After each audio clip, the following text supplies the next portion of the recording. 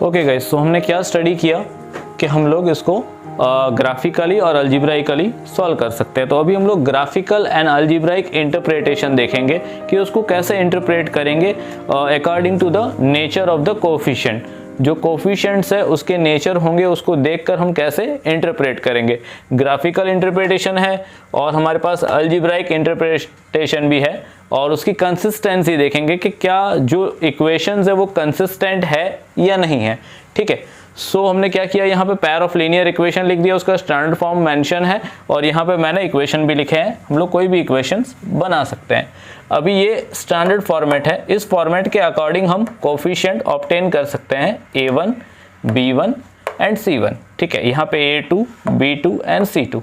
अब अल्जीब्राइकली अगर इसको सॉल्व कर रहे हैं तो इक्वेशन से वैल्यूज ले सकते हैं हम लोग कि A1 की वैल्यू ऑब्टेन करेंगे सो यहाँ पे 5 हो जाएगी, और आप B1 की वैल्यू ऑब्टेन करेंगे तो क्या हो जाएगी, यस 6 हो जाएगी, एंड C1 की वैल्यू 9 हो जाएगी। इक्वेशन 1 से आप इस तरह से वैल्यू ऑब्टेन कर लेते हैं, और इक्वेशन 2 से A2 की वैल्यू 4 है, B2 की वैल्यू 2 है, एंड C2 की वैल्यू 5 है। ठीक है, अब ये वैल्यूज ऑब्टेन करने के बाद अल्जीब्राइकली आप इसको बता सकते हैं बिना सॉल्व किए कि उसका अल्जीब्राइक इंटरप्रिटेशन क्या होगा, यानी इन दोनों इक्वेशन के बीच में क्या यूनिक सॉल्यूशन होगा। क्या वो इन्फिनाइटली बहुत सारे सॉल्यूशन होंगे, मैनी सॉल्यूशन होंगे, या नो सॉल्यूशन। 3 पॉसिबिलिटी है हमारे पास अल्जीब्राइकली, या तो उसका यूनिक सॉल्यूशन होगा 2 इक्वेशन का, यानी हमको x और y की जो वैल्यू मिलेगी वो एग्जैक्टली यूनिक मिलेगी और वही सिर्फ उसका सॉल्यूशन होगा। ठीक है, दूसरी कंडीशन ये है कि इन्फिनाइटली मैनी सॉल्यूशन होगा, तो वो पता कैसे चलेगा, तो यहाँ पे है अल्जीब्राइक इंटरप्रिटेशन। ठीक है, अल्जीब्राइक कंडीशन दी है और उसका इंटरप्रिटेशन है। अभी हमने ये जो वैल्यूज ऑब्टेन की A1, B1 and C1, A2, B2 and C2, उन वैल्यूज को हम कंपेयर करके बता सकते हैं कि अगर A1 upon A2 is not equal to B1 upon B2 तो इट मीन्स कि it has unique solution. Let's see here, यहाँ पे A1 की वैल्यू क्या है हमारे पास 5, A2 की वैल्यू क्या है 4, और हमारे पास B1 की वैल्यू क्या है 6, B2 की वैल्यू क्या है, यस 2 है। सो 6/2 एंड 5/4 क्या इक्वल है, तो नहीं इक्वल है। अगर नहीं इक्वल है इट मीन्स के it has unique solution. It has यानी इन इक्वेशंस का जो सॉल्यूशन होगा वो यूनिक होगा। इस तरह से हम लोग इंटरप्रेट कर सकते हैं। ठीक है, अभी दूसरी कंडीशन क्या है कि अगर A1 upon A2 is equal to B1 upon B2 and is equal to C1 upon C2, तो इट मीन्स के it has infinitely many solution. उन इक्वेशन के सॉल्यूशंस बहुत सारे होंगे, यानी x और y की ऐसी बहुत सारी वैल्यू होगी जो सेटिस्फाई करेगी। Suppose x plus y equal to 5 है, तो x इक्वल टू 2 रख सकता हूँ, y इक्वल टू 3 रख सकता हूँ, यहाँ पे 3 + 2 भी रख सकता हूँ, और उसके बाद में -5 रख सकता हूँ, और +10 रख सकता हूँ। तो ये सारी x और y की वैल्यूज़ है जो सेटिस्फाई करेगी इस इक्वेशन को। तो जो x और y की वैल्यू इक्वेशन को सेटिस्फाई करे दैट इज द सॉल्यूशन। अब सॉल्यूशन किस तरह से हो सकते हैं, यूनिक हो सकता है, बहुत सारे सॉल्यूशन हो सकते हैं, या नो सॉल्यूशन। यहाँ पे ऐसी भी सिचुएशन आएगी कि दिए गए इक्वेशन का कोई सॉल्यूशन ही नहीं होगा, यानी कि जो इक्वेशंस दिए होंगे वो करेक्ट नहीं होंगे तो उनके सॉल्यूशन नहीं मिलेंगे। तो हम बार बार ट्राई करते रहें उसको सॉल्व करने की और सॉल्व ना हो, आंसर नहीं आ रहा है, उससे बेटर कि हम उसको इंटरप्रेट कर सकते हैं। हम लोग जैसे ही कोफिशिएंट की वैल्यू लेंगे और कोफिशिएंट की वैल्यू को चेक करेंगे, तो यहाँ पे देखिए A1 upon A2 is equal to B1 upon B2 not equal to, क्या लिखा है, not equal to C1 upon C2। अगर ऐसी सिचुएशन आती है इट मीन्स कि इट हैज नो सॉल्यूशन। उन इक्वेशंस का सॉल्यूशन ही नहीं है, तो why you are trying again and again to solve it. जब सॉल्यूशन ही नहीं है तो वहां पे हम चेक करके कोफिशिएंट को चेक करके फिर बता सकते हैं कि it has no solution. Okay, और बाकी पॉसिबिलिटीज हमने देख ली।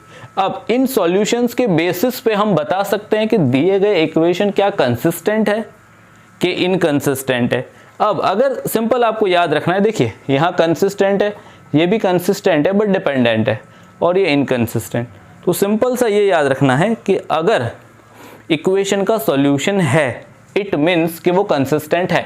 ठीक है, देखिए यहाँ पे क्या है, unique solution, then it is consistent. Infinitely many solution, solution तो है बहुत सारे, यहाँ एक ही सॉल्यूशन है, बट सॉल्यूशन है तो कंसिस्टेंट है। No solution then it is inconsistent, यानी इक्वेशंस आर इनकंसिस्टेंट। ठीक है, यहाँ पे हमने कंसिस्टेंसी बताई है। ओके, ये सारा हो गया अलजेब्राइकली। अलजेब्राइक इंटरप्रिटेशन कर लिया हमने, कंडीशन देख ली, इंटरप्रिटेशन, और उसकी कंसिस्टेंटली देख ली कि वो कंसिस्टेंट है या नहीं। अभी हम लोग क्या देखेंगे कि ग्राफिकल इंटरप्रिटेशन, कि ग्राफिकली कैसे पता चलेगा कि वो कंसिस्टेंट है या इनकंसिस्टेंट है। ठीक है, सो इसके लिए मैं इसको रफ कर रहा हूं, you guys can take the screenshots.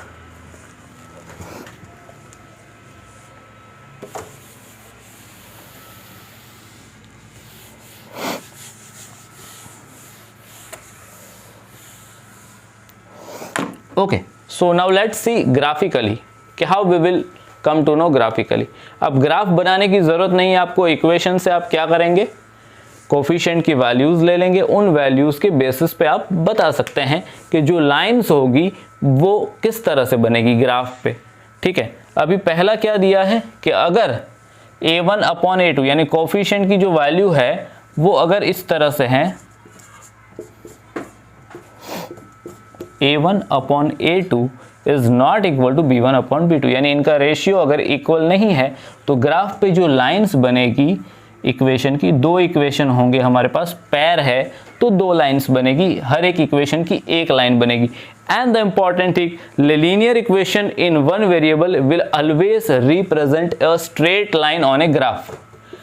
आपका जो ग्राफ पेपर है उस पे जो लाइन बनेगी वो स्ट्रेट लाइन बनेगी, कोई कर्व नहीं बनने वाला है या कुछ ऐसा नहीं बनने वाला है। ठीक है, कोई भी कर्व नहीं बनेगा, कोई दूसरी इस तरह से लाइन नहीं बनेगी, जैसा हम लोग पॉलिनोमियल चैप्टर में पढ़े थे कि आपका ओपन अपवर्ड पैराबोला है, ओपन डाउनवर्ड पैराबोला है, तो वो सिचुएशन यहाँ पे नहीं आनी। अगर क्वाड्रेटिक इक्वेशन होगा तभी यहाँ पे वो एक्स एक्सिस को दो बार टच करेगा। ठीक है, बट यहां पे तो हम जो पढ़ रहे हैं वो क्या पढ़ रहे हैं, लीनियर इक्वेशन। लीनियर इक्वेशन यानी कि उसकी डिग्री 1 होगी, डिग्री 1 होगी यानी कि वो एक्स एक्सिस को एक ही बार इंटरसेक्ट करेगी हमारी इक्वेशन की लाइन। सो इट मींस कि it will always represent a straight line. क्या रिप्रेजेंट करेगा, straight line on graph. Graph पे आपको कभी भी कहीं भी कोई कर्व या पैराबोला या ऐसा कुछ भी नहीं मिलना in the case of linear equation. ठीक है, पहली चीज ये। अब ये जो लाइंस बनेगी वो किस तरह से बनेगी, दैट विल सी।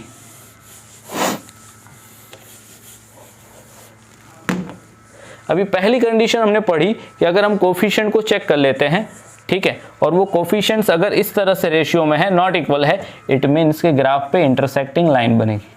अब पहला इक्वेशन है उसकी एक लाइन बन जाएगी स्ट्रेट लाइन, पॉइंट्स प्लॉट करेंगे और उसको हम इंटरसेक्ट करेंगे तो बन जाएगी। अब दूसरी लाइन है वो इस तरह से स्ट्रेट बनेगी। अब ये दोनों लाइन क्या करेगी, इंटरसेक्ट करेगी।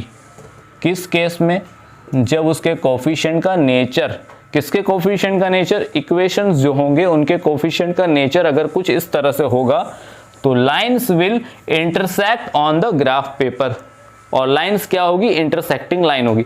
और अगर इंटरसेक्टिंग लाइन है तो एक पॉइंट पे इंटरसेक्ट करेगी, एक पॉइंट पे इंटरसेक्ट करेगी तो एक्स और वाई की हमको एक एक वैल्यू मिल जाएगी, सपोज 2 and 5।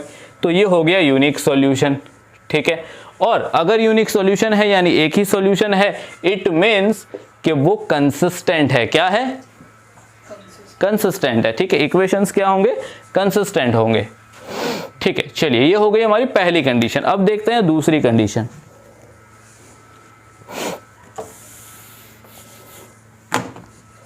अब ये कॉन्सेप्ट है, ये कॉन्सेप्ट अगर आपको पता चल गया तो आपको ग्राफिकली सॉल्व करना है, अलजेब्राइकली सॉल्व करना है, किसी भी तरीके से आप सॉल्व कर सकते हैं। आपको बस ये टेबल को समझ लेना है और ये टेबल को आप बना सकते हैं अपनी नोटबुक्स में, नोट करके रख सकते हैं। मैंने इसमें ग्राफिकली भी बता दिया है और अलजेब्राइकली भी बता दिया है। ठीक है, सेकेंड कंडीशन। सेकेंड कंडीशन क्या है कि a1 upon a2 equal to b1 upon b2 is equal to C1 upon C2, यानी कि सारे कोफिशिएंट्स इक्वल है तो उनका रेशियो इक्वल है। अगर रेशियो इक्वल है तो लाइंस बनेगी कौन सी, कोइंसिडेंट लाइन बनेगी। कौन सी लाइन? Yes, coincident line. Coincident line in the sense कि आपने ग्राफ पे एक लाइन बनाई, सपोज ग्राफ पे आपने एक लाइन बनाई, ठीक है, पहले इक्वेशन की, इक्वेशन 1 के लिए। अब जो दूसरा इक्वेशन होगा उसकी लाइन भी 1-on-1 बनेगी, यानी इसी के ऊपर बनेगी, ठीक है। क्या बनेगी? इसी के ऊपर, यानी कि ये लाइंस हो गई कोइंसिडेंट लाइन।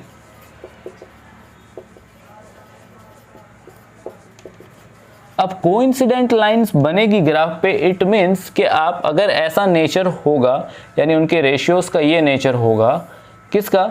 इन इक्वेशंस का, then the lines will be coincident line on the graph paper.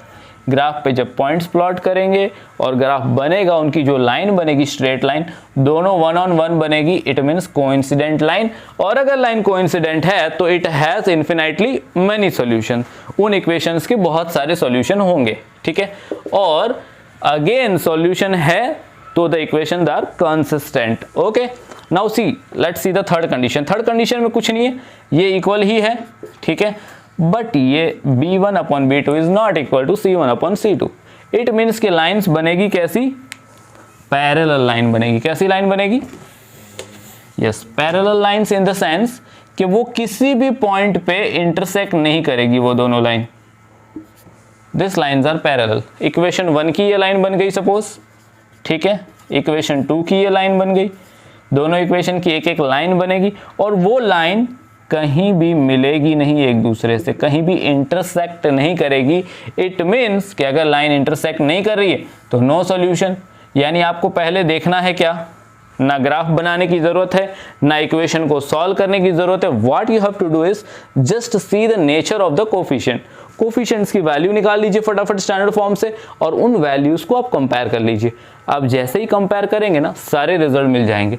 आप ये बता सकते हैं इनको कंपेयर करने के बाद कि ग्राफिकली लाइंस कैसी बनेगी, आप बता सकते हैं कि उसका सॉल्यूशन होगा भी या नहीं होगा, और आप ये भी बता सकते हैं कि वो कंसिस्टेंट है इक्वेशंस या नहीं है। क्वेश्चन में जो चीज पूछी है, आप by seeing the nature of the coefficient आप बता सकते हैं ये सारी चीजें, ठीक है। तो यही ये टेबल का यूज है कि बिना सॉल्व किए, बिना ग्राफ बनाए आप बता सकते हैं। तो 1 मार्क के क्वेश्चन में अगर चीजें आती है तो आपको सॉल्व नहीं करना है इक्वेशन को। 1 मार्क का क्वेश्चन है, आपके पास टाइम लिमिट कम होगी, तो what you have to do is take the coefficient, check it. जो पूछा है लाइंस के बारे में, ग्राफिकली पूछा है तो बता दीजिए, और सॉल्यूशन के बारे में पूछा है तो बता दीजिए, कंसिस्टेंसी पूछी है तो बता दीजिए, and you will get the solution. Okay fine, now we will solve the exercise. यहाँ पे हमने क्या किया है, सारे कॉन्सेप्ट कवर कर लिए इस वीडियो में। इंट्रोडक्शन देख लिया है कि pair of linear equation in two variable क्या होता है, उसको डिफाइन कर दिया, ठीक है। उसके बाद उसका एप्लीकेशन भी देख लिया हमने। एप्लीकेशन के बाद उसके अलग अलग मेथड्स देखे। अब उन मेथड्स को हम पढ़ेंगे और उन मेथड के थ्रू एक्सरसाइज को सॉल्व करेंगे। हर एक एक्सरसाइज के साथ एक मेथड कनेक्टेड है, तो मैं वहाँ पे पहले मेथड सिखाऊंगा, फिर इक्वेशन क्या करूंगा, फिर एक्सरसाइज को सॉल्व कराऊंगा। तो यहाँ पे हो गया हमारा इंट्रोडक्शन का वीडियो, और जो मेथड्स है कि कैसे मेथड को अप्लाई करना है, ये तो ग्राफिकली यहाँ चीज़ें क्लियर हो गई। अब बात करते हैं सपोज हम लोग अलजेब्राइकली, ठीक है ना। Algebraically what we have, substitution method, elimination method, and what we have, yes, cross multiplication method. तो इन मेथड्स को कैसे सॉल्व करना है, इसमें क्या ट्रिक लगानी है, वो आप देख सकते हैं एक्सरसाइज के वीडियो में। Okay, so will meet in the next video. Good bye, take care.